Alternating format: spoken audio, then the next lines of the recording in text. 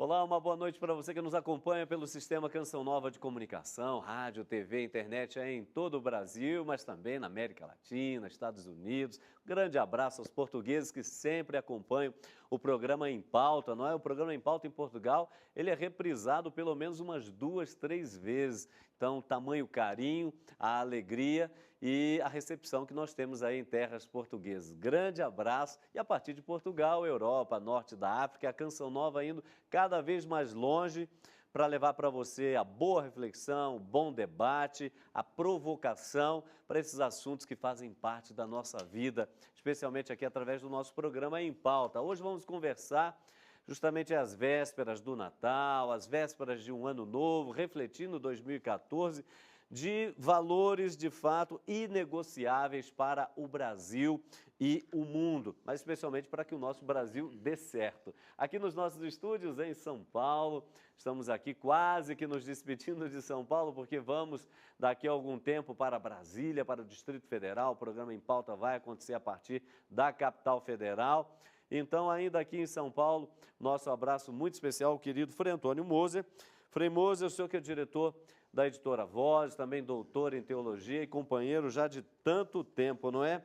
Nosso programa bastante itinerante, mas hoje com um tema que a gente não pode deixar de encerrar o ano sem trabalhar esse tema. Valores inegociáveis para o Brasil dar certo. Boa noite. Muito boa noite, Padre Hamilton, boa noite aos telespectadores.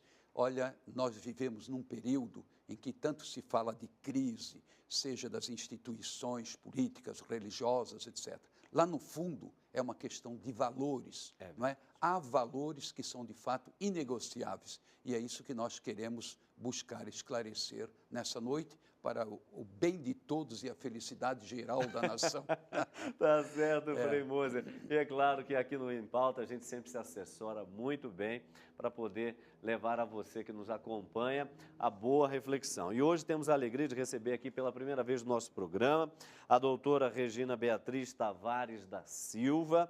Ela é pós-doutorada em Direito de Bioética pela Faculdade de Direito da Universidade de Lisboa, Portugal, doutora em Direito Civil pela Faculdade de Direito da Universidade aqui de São Paulo, também mestra em Direito Civil pela Faculdade de Direito aqui da Universidade de São Paulo, presidente da Associação de Direito de Família e das Sucessões, a ADFAS, além de várias outras funções aqui, mas eu destaco ainda também coordenadora e palestrante em cursos, congressos e jornadas realizadas na própria Faculdade de Direito da Universidade de Lisboa. Também sócia fundadora do escritório de advocacia Regina Beatriz Tavares, Sociedade e Advogados. Ou seja, nós temos aqui uma pessoa mais do que habilitada para nos ajudar a trabalhar os valores de fato inegociáveis para que o nosso Brasil, a nossa família, a nossa sociedade de fato dê certo.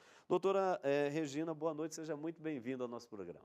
Uma boa noite, é uma satisfação muito grande estar aqui com o senhor, Padre Hamilton Nascimento, estar também ao lado do Frei Antônio Moser, que são certamente duas autoridades para falarem em valores tão necessários em nossos dias.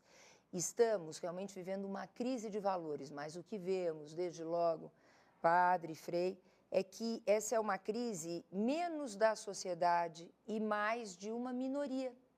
E uma minoria que hoje está fazendo a voz da maioria, ou seja, um contrassenso. Então, a nossa sociedade, a sociedade brasileira, é bom que inclusive os portugueses, as pessoas, os telespectadores de outros países que o padre disse que tem aqui toda uma boa transmissão nesses Sem outros dúvida. países, entendam que a sociedade brasileira é uma excelente sociedade, é uma minoria que está em posições políticas ou empresariais que são posições fortes, mas são minoria, e que acabam querendo dizer, por exemplo, que a nossa sociedade aceita a poligamia. Nossa sociedade não aceita a poligamia, nossa sociedade aceita o casamento com monogamia, a união estável com monogamia, dentro dos princípios jurídicos, né, que vão exatamente estar muito casados com os pensamentos da Igreja Católica, né, embora o direito seja laico. Claro. Exatamente. Olha aí, ó, só uma pequena introdução do que nós vamos ter nessa noite. Complementando o que a doutora dizia, muitas vezes esse grupo, essas pessoas em menor quantidade, mas às vezes tem isso aqui, né? O poder da caneta, o poder da reflexão e que às vezes acabam manobrando a sociedade como querem. Mas nós vamos conversar sobre isso. Antes, porém, vamos à nossa matéria inicial para você ter uma rápida panorâmica do tema desta noite. Acompanhe. Valores são um conjunto de características que pode significar merecimento, talento, reputação, coragem e valentia. Assim, podemos afirmar que os valores humanos são valores morais que afetam a conduta das pessoas. Valores que possibilitam a ascensão e que, na medida em que vão sendo esquecidos, vão provocando o declínio. Todas as filosofias sempre apontam uma série de valores éticos. No Brasil, até umas décadas atrás, a família era tida como célula-mãe, ou o berço dos valores. Mas quando vemos a corrupção provocando grandes escândalos ou presente até em pequenos gestos de pessoas comuns em nosso país, o que podemos pensar sobre os valores? Quais seriam os valores inegociáveis para o Brasil dar certo? Que novas coordenadas deveriam ser dadas para a ética e valores serem respeitados? Vamos discutir sobre esse assunto no Em Pauta desta noite. Muito bem, deu aí para você ter uma rápida panorâmica do tema desta noite e nós vamos já direto para a primeira pergunta aqui para a doutora, em seguida para o Frei, porque é o seguinte, a senhora já citou de passagem a questão da poligamia, não é? E que vira e mexe, como diz o ditado, este tema volta, movimentos são realizados nessa direção, a poligamia como forma de constituição de família e assim por diante. Pergunta, nós estamos no caminho certo? Esta é uma proposta que se vem ou se quer resgatar uma coisa lá de trás para propor um novo caminho para a sociedade? Como é que a senhora avalia isso inicialmente, por favor? Padre, efetivamente essa ideia de poligamia, que, reitero, é uma ideia da minoria, a sociedade brasileira não aceita uniões bígamas, trígamas ou, enfim, polígamas. A sociedade brasileira baseia tanto no direito quanto no pensamento social, porque o direito tem que acompanhar o pensamento social. Claro. O direito não pode ficar nem aquém nem além. O direito tem que estar conforme o que a sociedade quer. E o que a sociedade brasileira quer é a monogamia, é a continuidade da família formada por um homem e uma mulher, dentro de uma Constituição que efetivamente traga a tão almejada felicidade, né? A realização de cada um deles para a formação depois de uma prole, para a existência de filhos ou não, dependendo do casamento poder ou não constituir prole, não é? Então, isso é o que a sociedade brasileira quer.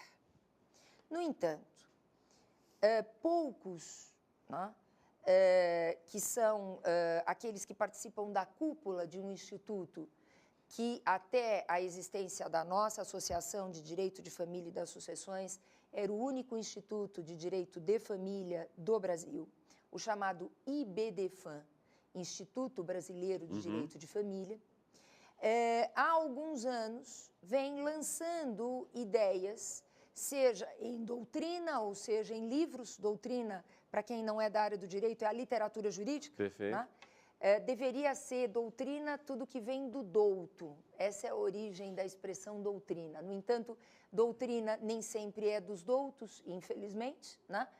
E, enfim, vamos chamar, portanto, de literatura jurídica, né?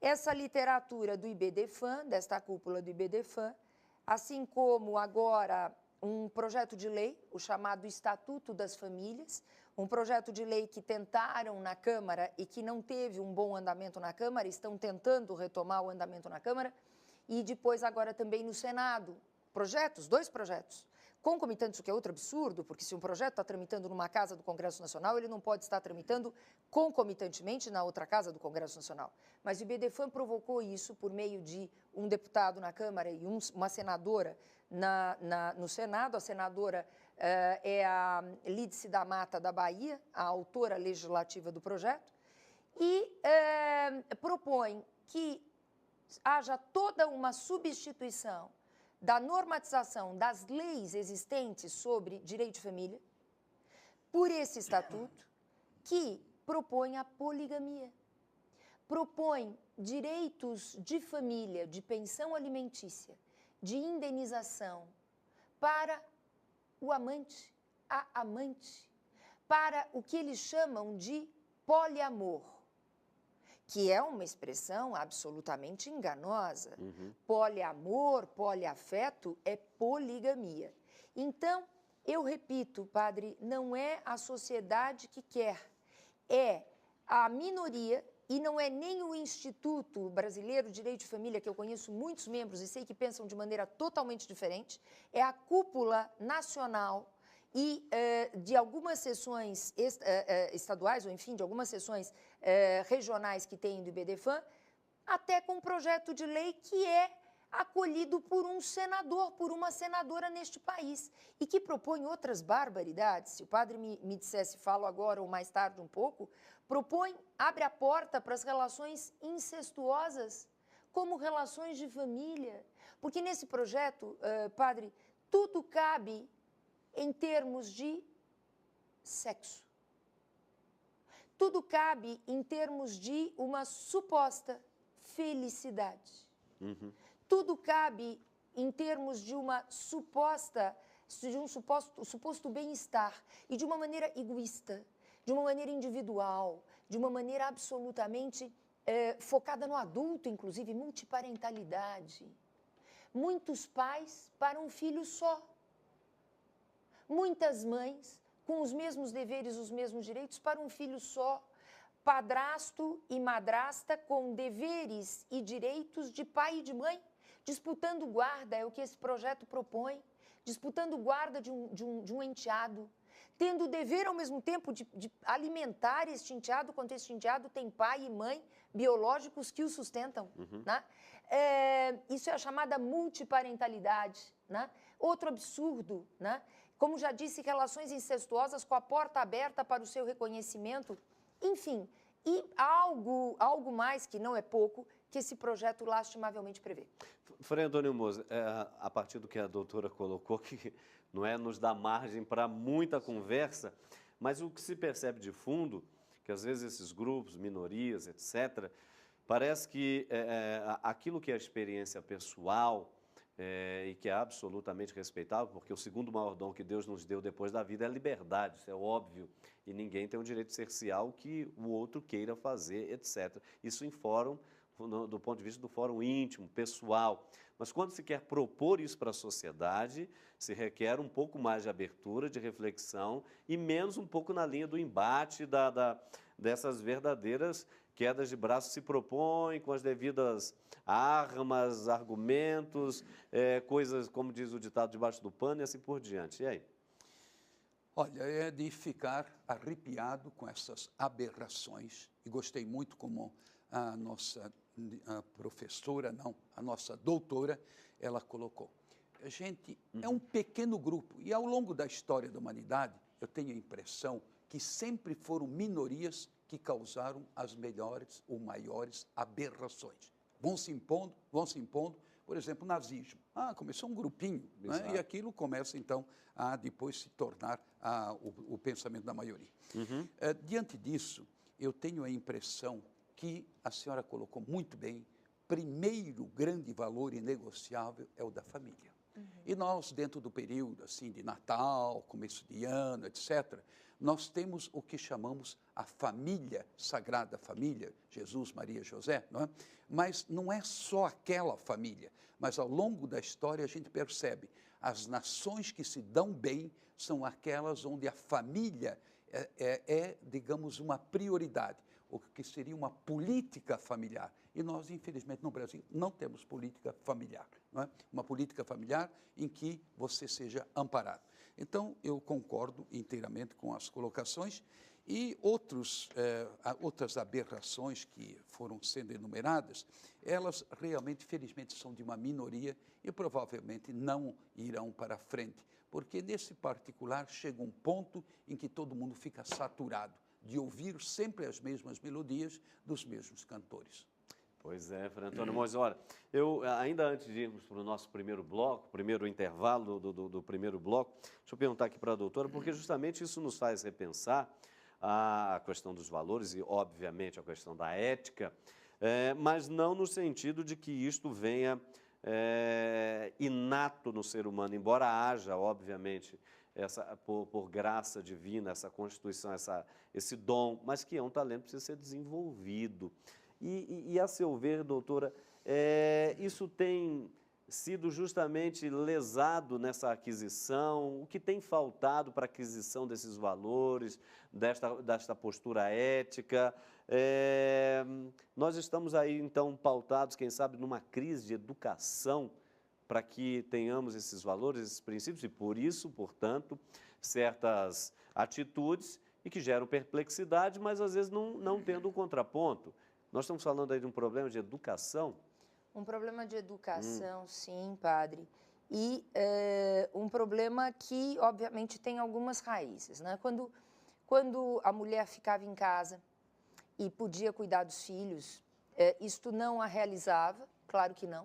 Uma mulher, assim como um homem, precisam ter ambos realizações outras que não sejam só as domésticas. Claro. Com todo respeito pelas senhoras do lar, que são magníficas, maravilhosas, né?